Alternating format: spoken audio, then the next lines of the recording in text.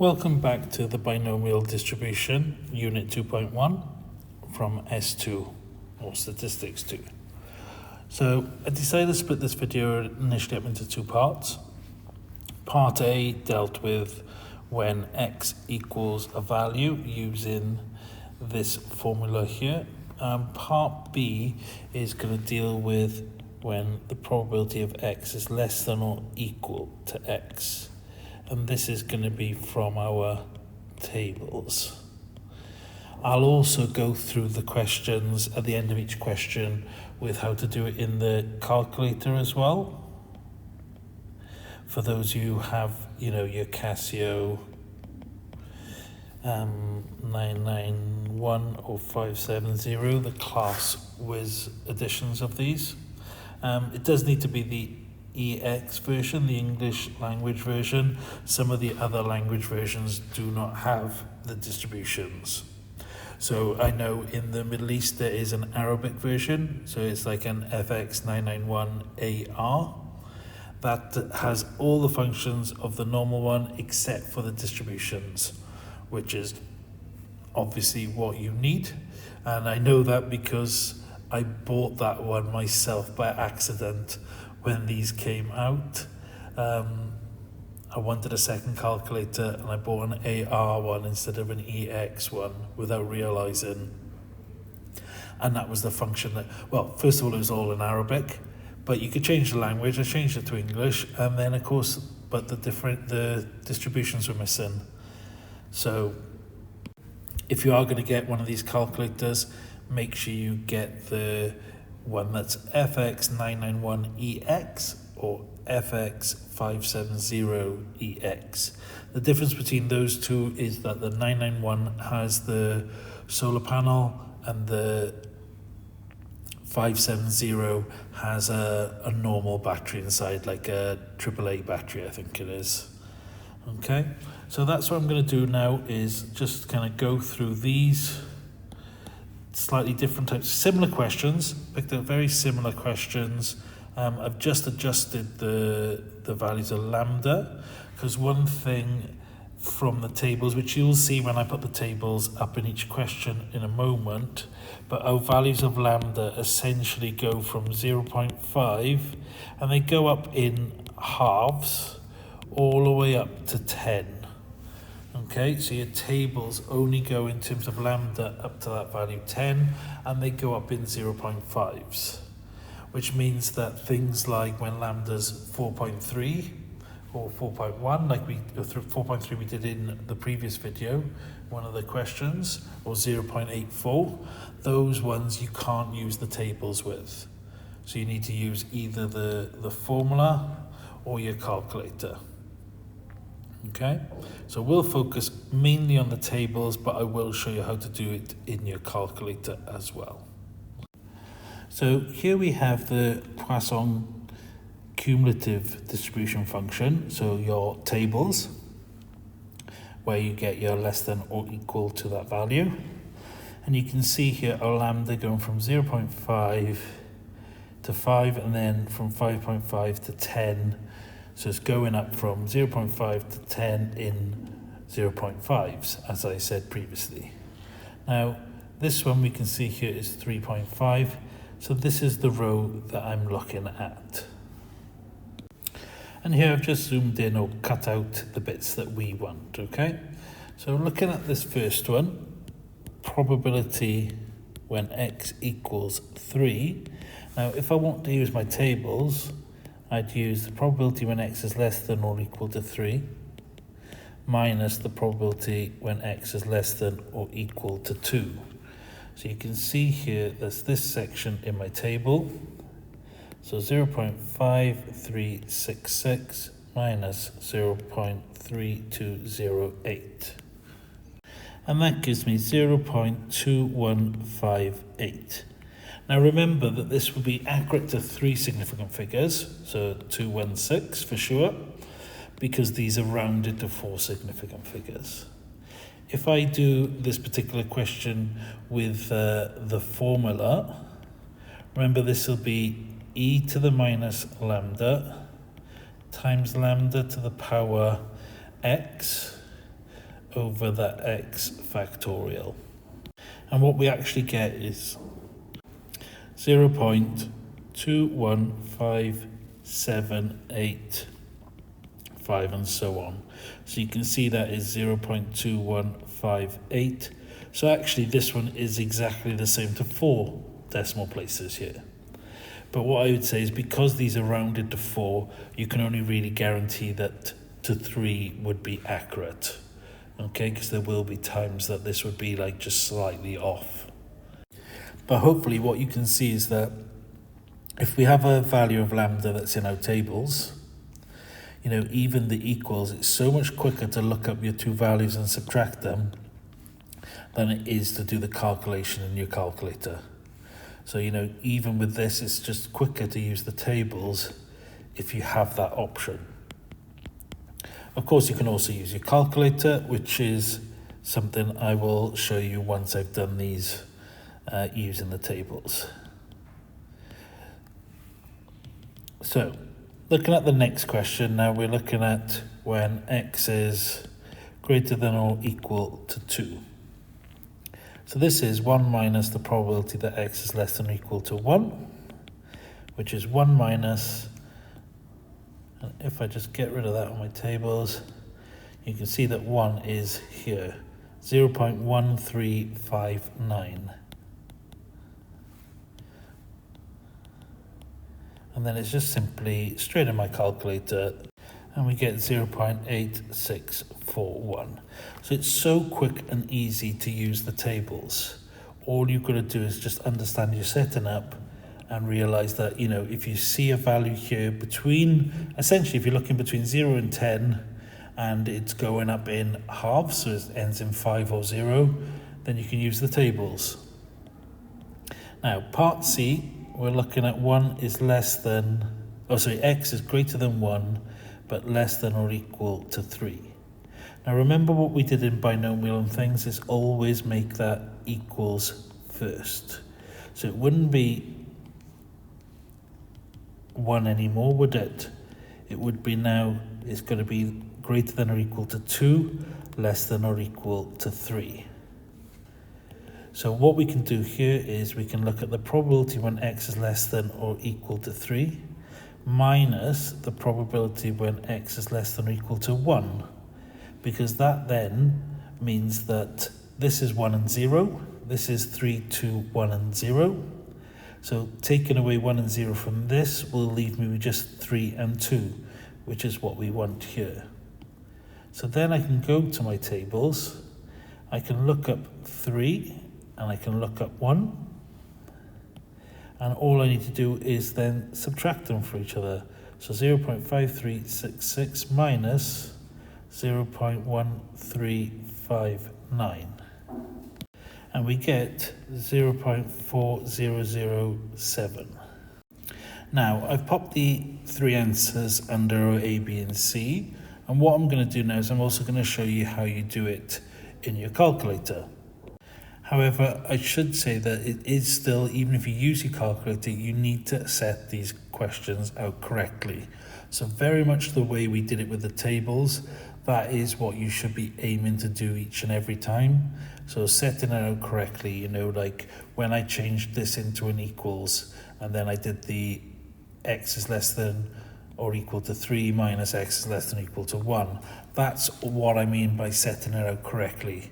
So even then when you're using your calculator to get the specific values, that step of using your calculator is the same as the step as looking it up in your tables pretty much. And that is what the examiner is going to want to be able to see.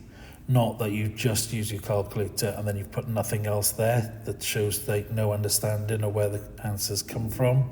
That is not what they want to see in the exams. Okay, so what I would always say is that while follow what I'm going to do in a moment in the calculator, but you really need to make sure you understand how to use the tables first. So understand that step first and then build in your calculator work to it. So here we're going to look at 3 parts. Now the first one is equals. So you can use obviously the the CD, but it would be not much point. So if you're going to do equals, you would definitely stick with PD. Okay, option 2 there. Variable x is 3 and lambda is 3.5.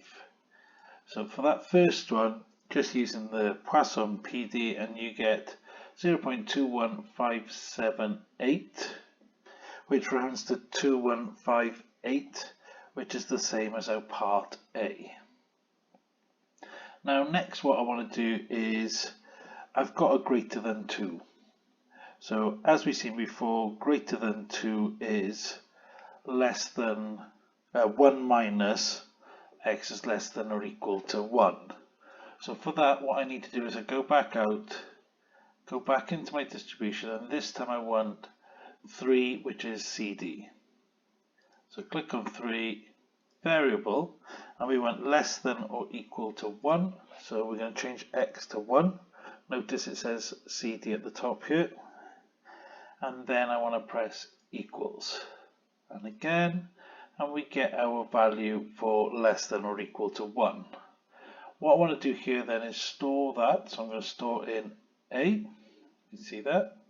I want to come out of this, so menu 1 to get back to our normal. And then we want 1 minus A. So 1 minus alpha A.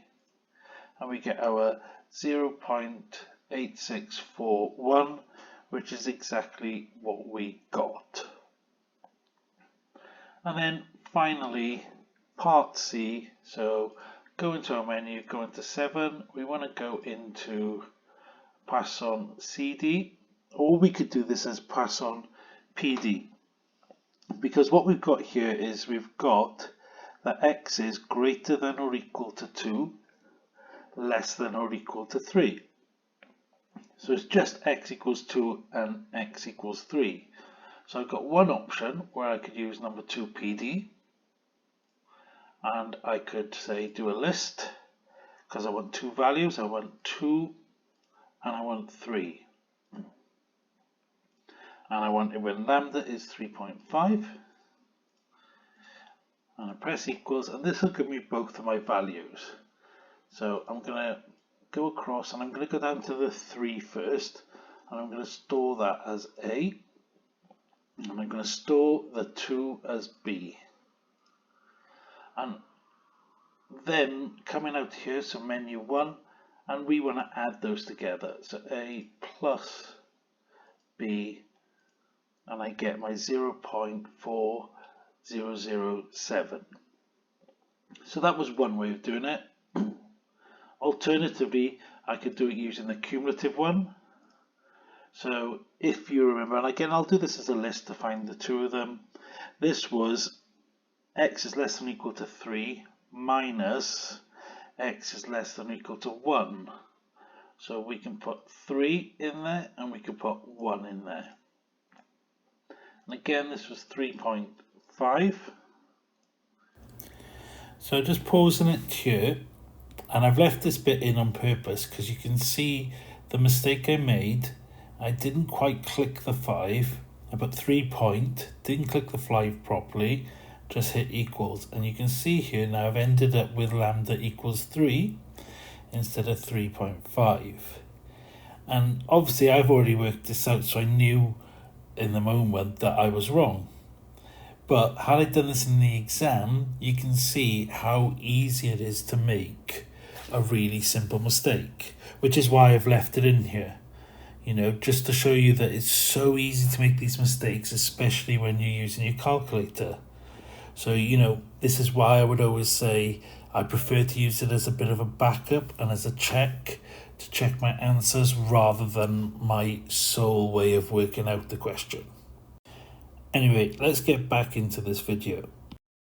And we get 2 values, so I'm going to store the first one as A, and I'm going to store the second one as B. And then I want to come out to here, so menu 1, but this time it's A, take away B, because that's what we want to do, isn't it? Not the right answer. That's unusual. Did I make a mistake here? Let's go back in and have a little check. Right,